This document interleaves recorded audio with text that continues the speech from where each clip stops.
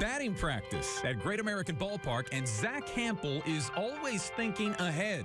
The next hitter, the next swing, the next challenge. Wednesday, Pittsburgh, Thursday, Baltimore. I was going to do DC on Friday, but there was a little mishap with the flights. Zach is a planner, a numbers geek, and most simply stated, a ball hawk. Admittedly, he's obsessed. I'm using the word obsessed so that you won't call it a sickness.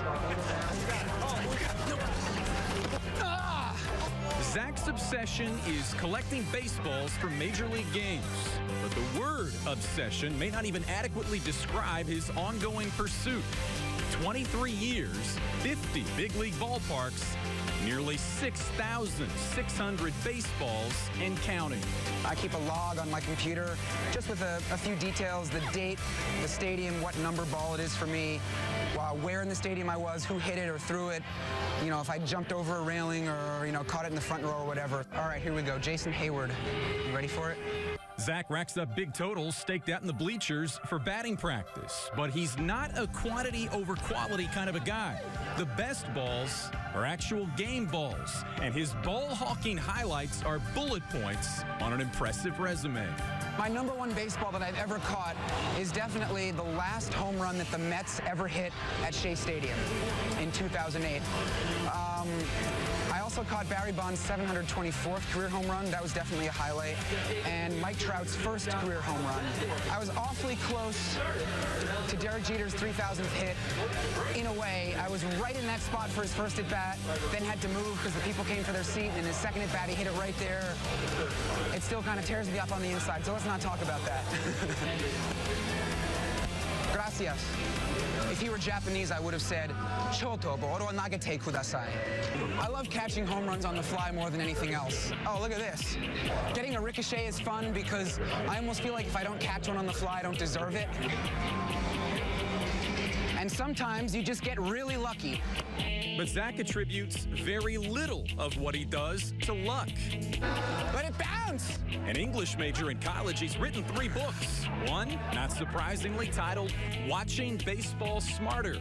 He studies hitters, pitchers, their tendencies, and moves around the ballpark during batting practice and games accordingly. And even if a ball doesn't make it all the way to the seats, the quest for Zach is not over. It just becomes a different kind of a challenge, one he has a unique way of overcoming to reach a ball that may be 10 or 12 feet below the stands down on the warning track. So here's how the glove trick works. I have a rubber band stretched over the tip of the glove, which forms a little space that's slightly narrower than the baseball. I take a magic marker and I prop it inside the glove, kind of wedge it there to keep the glove from collapsing on itself.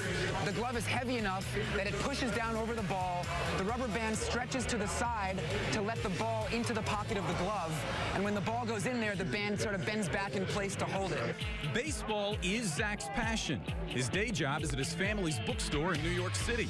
His goal this summer is a game ball from every big league park. And each time he succeeds, Big Sunflower Seeds donates $500 to the group Pitch In for Baseball, which provides baseball equipment to underprivileged kids. A perfect season would mean $15 grand for charity.